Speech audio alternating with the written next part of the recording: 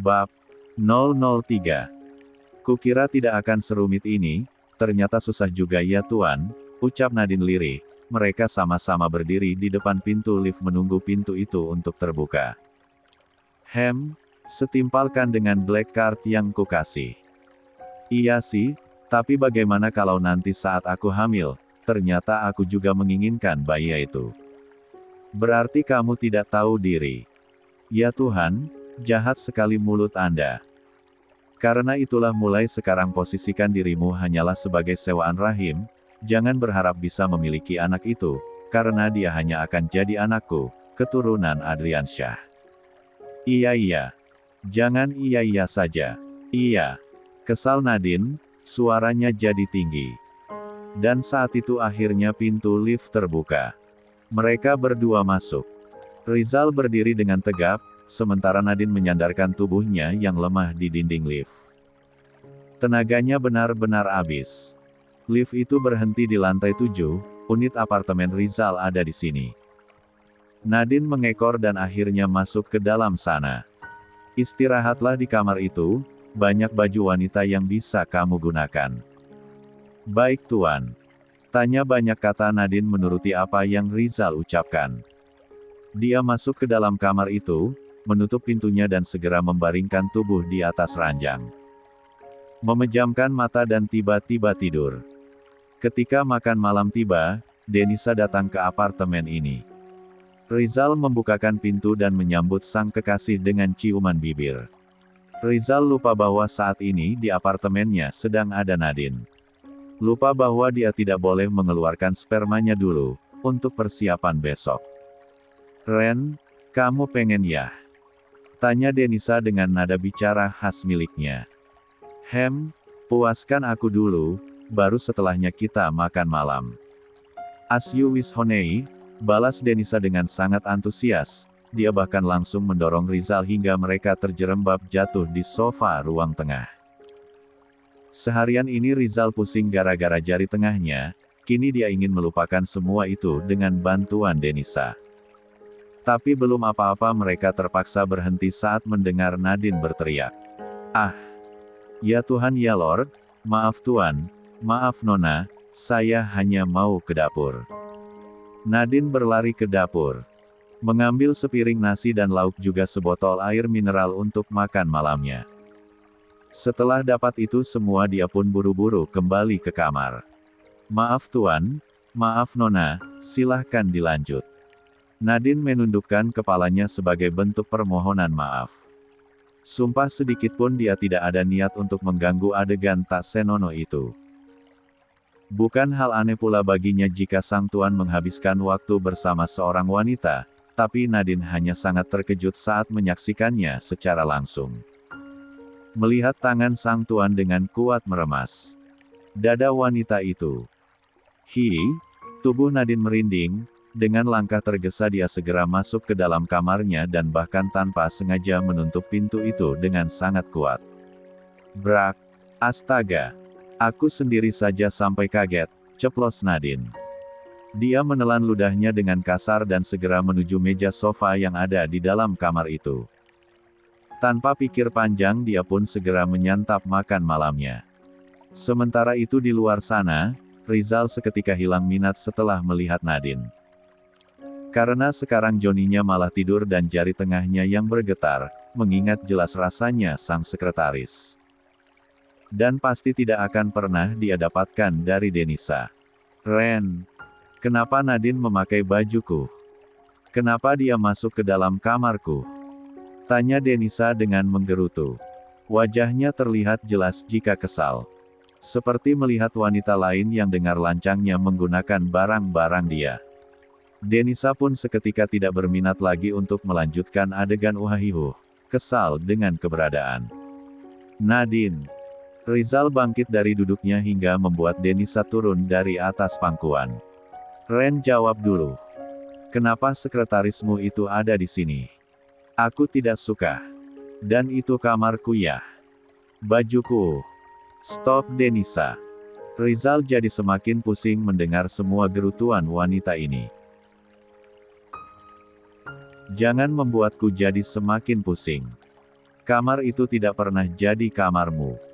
Baju itu juga bukan milikmu seorang dan aku paling tidak suka wanita berisik. Denisa seketika terdiam, dia lupa jika kekasih Rizal bukan hanya dia, jelas saja kamar itu adalah kamar umum untuk semua kekasih-kekasihnya. Denisa lupa kalau Rizal tidak suka diatur ini dan itu, apalagi dia banyak menuntut seperti tadi.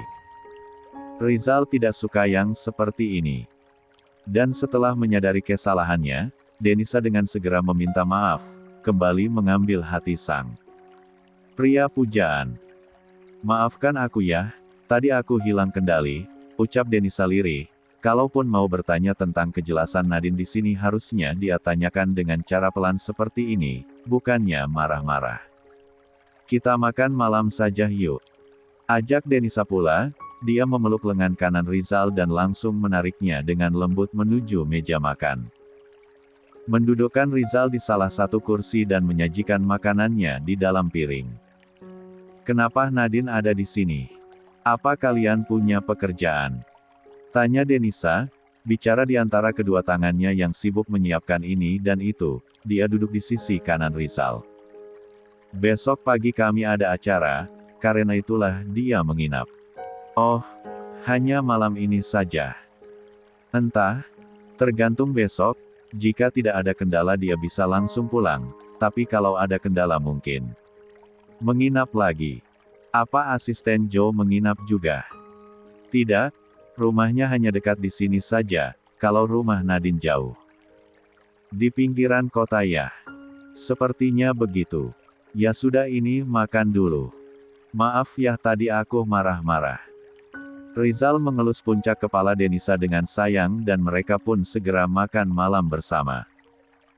Selesai makan malam itu Denisa langsung pamit pulang, karena Rizal berkata dia butuh waktu istirahat. Sebuah ciuman singkat terjadi di antara mereka berdua di ambang pintu. Dan setelah kepergian Denisa, Rizal menuju kamarnya. Dia malah mengetuk pintu kamar Nadine. 3 kali ketukan hingga pintu itu terbuka. "Tuan Rizal, maafkan saya tentang tadi, harusnya Anda melakukannya di kamar," ucap Nadine setelah dia membuka pintu. Dia menundukkan kepala memohon maaf, tapi juga mencari pembenaran tentang kesalahannya. "Sudah makanmu? Sudah. Kembalikan piringmu ke dapur, aku tidak suka wanita jorok." "Denisa sudah pulang." "Baik tuan." Rizal berjalan menuju ruang tengah lagi dan menyalakan televisi, sementara Nadine mengambil piring kotornya dan langsung membawanya ke dapur. Dia juga sekaligus merapikan meja makan. Mencuci piring yang kotor. Padahal pekerjaan ini bisa dikerjakan oleh pelayan besok pagi. Tiap pagi dan sore selalu ada pelayan panggilan yang datang untuk merapikan apartemen ini. Setelah semua pekerjaannya beres, pelayan itu pulang. "Tidak menginap di sini, Tuan?" panggil Nadine. Setelah di dapur beres dia menghampiri sang tuan, juga duduk di salah satu sofa. Tadi keluar tidak? Kenapa Anda tidak menikahi Nona Denisa saja?" "Tidak usah ikut campur urusan pribadiku," balas Rizal, tatapannya masih fokus pada televisi.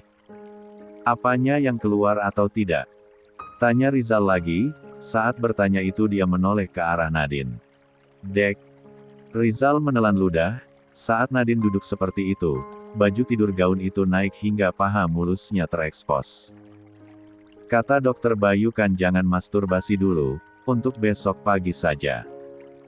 Produksiku sangat banyak, tidak perlu cemaskan itu. Lebih baik sekarang masuklah ke kamarku dan tidur." "Baiklah," balas Nadine pasrah. Dia tidak tahu jika saat bangkit hingga berjalan menuju kamarnya Rizal terus memperhatikan, bahkan seolah bisa menerawang apa yang ada di dalam gaun itu. Dada berisi dan bokong yang sintal. "Art. Sadarlah Zal, sadar, jangan lakukan itu dengan karyawanmu sendiri," gerutu Rizal, mencoba mencari kewarasannya sendiri. Rizal lantas memperbesar volume televisi itu, ingin mengalihkan hayalannya atas tubuh sang sekretaris. Hingga detik ini, Rizal tidak merasa jika Nadine juga adalah istrinya. Pagi-pagi sekali sebelum jam kantor, Nadine dan Rizal sudah tiba di rumah sakit. Asisten Joe dengan setia mendampingi sebagai supir. Hari ini Dokter Bayu akan mengambil sampel sperma milik Rizal. Sebelum disuntikkan, sampel sperma akan dicuci terlebih dahulu. Proses pencucian sperma ini untuk memilih sel sperma yang sehat dan tidak. Sperma yang baik adalah sperma yang memiliki pergerakan yang tinggi untuk mencapai telur. Dengan kualitasnya yang sempurna, maka proses pembuahan akan lebih mudah, sehingga ada peluang terjadi kehamilan. Ini adalah cawan tempat spermanya, santai saja, ucap Dokter Bayu. Setelah mengatakan kalimat itu, dia meninggalkan Rizal dan Nadine berdua di dalam ruangannya. Membuat keduanya saling pandang dengan pemikiran yang sama. Sperma itu akan keluar dengan kerja sama mereka berdua. Glek, Nadine menelan ludah.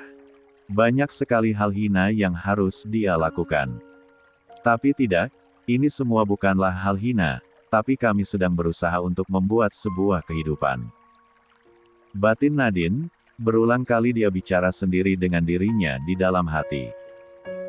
Meyakinkan diri bahwa apa yang dia lakukan saat ini sama sekali tidak membuatnya terlihat hina.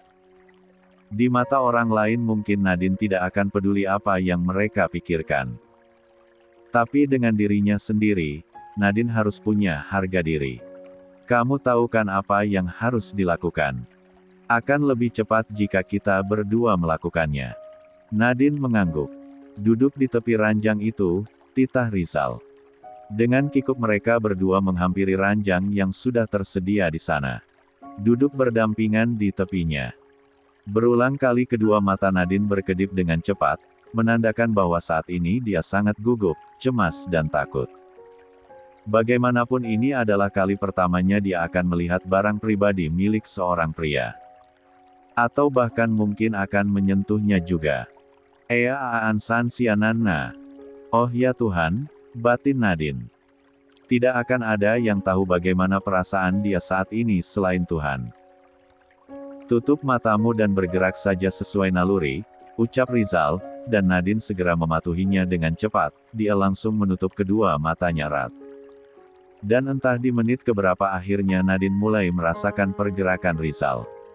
Tangan besar dan hangat itu menyentuh tengkuknya dan tak lama kemudian bibirnya pun ikut dilumat.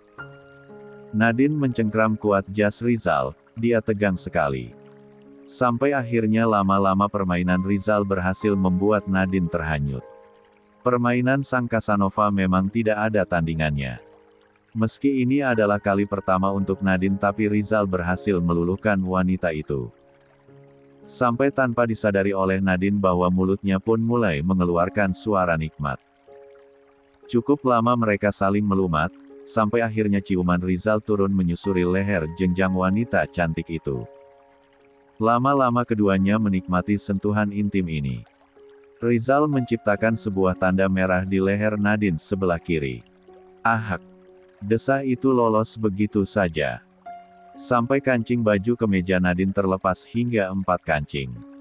Sampai Rizal kembali memainkan jarinya di dalam sana. Sampai Nadine tumpah mendapatkan pelepasan pertamanya dengan jari itu, sampai akhirnya apa yang mereka cari keluar dari milik Rizal. Ark! Lenguh Rizal setelah puncak kenikmatan itu dia raih. Tidak biasanya pria itu terpuaskan dengan cara seperti ini. Nadine benar-benar telah memberikan hal baru bagimu. Sesuatu hal yang membuatnya candu. Nafas mereka berdua sama-sama menggebu, kedua mata Nadine masih setia terpejam, dia sudah tidak merasakan lagi pergerakan Rizal di atas tubuhnya. Tuan, apa sudah selesai? Tanya Nadine dengan nafas yang terengah. Tapi Rizal tidak menjawab pertanyaan itu, dia dengan segera meletakkan cawan itu di atas meja Bayu. Lalu bantu merapikan baju milik Nadine dan memerintahkan wanita itu untuk membuka mata. Ketika Nadine membuka matanya dia pun sudah dalam keadaan seperti semua. Duduklah, aku akan panggil Bayu. Baik. Pengambilan sampel hari ini berjalan dengan baik. Pemeriksaan selanjutnya adalah untuk Nadine. Mereka berdua pun sudah diperbolehkan untuk pulang. Sebelum keluar dari ruangan itu, Rizal menarik ikat rambut Nadine hingga rambut panjang wanita itu tergerai dengan indah. Aku tidak sengaja membuat tanda merah di lehermu, tutuplah, karena setelah ini kita akan ke kantor. Iya tuan, balas Nadine patuh. Suaranya terdengar tegas sekali. Dan sikap Nadine itu membuat kedua mata Rizal menyipit. Padahal dia sangat berharap melihat wajah Nadine yang malu-malu. Apa wanita ini tidak normal? Tidak terpengaruh dengan pesonaku. Dengan sentuhanku. Batin Rizal. Jadi kesal sendiri, seolah harga dirinya sebagai seorang Casanova dipertanyakan. Bahkan sampai mereka berdua berada di dalam mobil bersama Joe, sikap Nadine terlihat seperti biasa saja, seolah tidak ada kenangan indah yang baru saja mereka lewati. Rizal melipat kedua tangannya di depan dada, jangan sampai dia yang baper duluan, batinnya. Jam 8:30 pagi akhirnya mereka semua baru tiba di perusahaan Adriansyah Kingdom. Perusahaan dengan tinggi 5 lantai itu adalah pusat Adriansyah Kingdom, sementara anak cabangnya tersebar di seluruh penjuru kota negara ini. Rizal jalan di depan, sementara Nadine dan Joe mengikuti di belakang. Beberapa karyawan yang berpapasan dengan mereka segera menundukkan kepala memberi hormat. Nadine dan Joe dikenal sebagai karyawan yang tidak ramah, keduanya dianggap sombong oleh karyawan yang lain. Mentang-mentang sekretaris Pak Dirut kalau jalan lihat ke atas, tidak lihat ke bawah lagi, oceh salah seorang karyawan. Karena Nadine sangat cantik membuat semua orang iri, terlebih sikapnya yang dingin menjadikan dia sebagai bahan empuk untuk gosip. Kalau asisten Joe, dingin malah tampan. Iya, suatu saat kalau dia dipecat aku adalah orang pertama yang akan menertawakan dia. Beberapa gadis itu tertawa, membicarakan tentang sekretaris Nat selalu mengasihkan bagi mereka. Masih berdiri di depan pintu lift, Nadine lupa tentang pesan sang tuan, tentang rambutnya yang harus tetap digerai untuk menutupi tanda merah di leher. Jadi tanpa rasa bersalah sedikitpun Nadine tiba-tiba kembali mengikat rambutnya tinggi seperti ekor kuda. Ketika lift itu terbuka, beberapa karyawan keluar dari dalam sana, menunduk dan mempersilahkan sang tuan untuk masuk. Tapi perhatian beberapa orang tertuju ke arah Nadine, dan matanya langsung mengunci tanda merah di leher wanita cantik itu. Astaga! Batinnya sangat syok seperti menemukan sebuah bahan gosip baru yang dahsyat. Wanita yang diperhatikan tidak merasa sedikitpun, Nadine melenggang masuk ke dalam lift itu dan kembali berdiri di belakang sang tuan. Tidak butuh waktu lama mereka pun tiba di jantai 5. Rizal segera masuk ke dalam ruangannya. Nadine pun segera menuju meja, Joe mengikuti sekretaris Nat. Sekretaris Nat, jam 9 nanti sekretaris pengganti Anda akan datang. Tapi hanya ada satu orang, karena mendadak jadi tidak terlalu banyak yang lolos seleksi. Baiklah asisten Joe, tidak masalah. Aku akan mengoptimalkan kerjanya jadi tidak perlu mencari sekretaris lagi, terlalu banyak membuang waktu. Joe mengangguk. Kalau begitu saya permisi. Mereka berdua sama-sama menundukkan kepala. Seprofesional itu cara kerja mereka berdua. Setelah asisten Joe pergi, Nadine mengambil map berwarna biru dan masuk ke ruangan sang tuan. Dia akan menyebutkan jadwal tuannya itu hari ini. Jam 10 nanti pihak penerbangan Harold Airlines akan datang untuk menemui Anda. Mereka ingin meminta maaf secara langsung untuk keterlambatan penerbangan kemarin. 50 orang pelanggan kita pun sudah menerima kompensasi. Untuk makan siang Anda akan habiskan waktu bersama Nona Bianca, tidak ada laporan masuk sampai Senin depan, sore jadwal kosong, malam juga kosong. Itu saja yang ingin saya sampaikan Tuan, apa ada yang ingin Anda ubah? Tanya Nadine setelah dia menjelaskan panjang lebar. Nadine berdiri tepat di hadapan Rizal, dia tidak duduk. Sementara Rizal malah tidak memperhatikan apa yang telah diucapkan oleh Nadine. Fokus Rizal malah tertuju pada raut wajah wanita itu. Berulang kali menatap tapi tidak pernah sekalipun Rizal melihat Nadine yang gugup.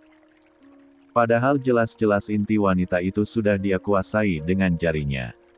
Jika tidak ada, saya permisi, ucap Nadine lagi, karena tuannya itu hanya terlihat diam saja. Nadine menundukkan kepalanya, mundur 2 langkah lalu berjalan keluar.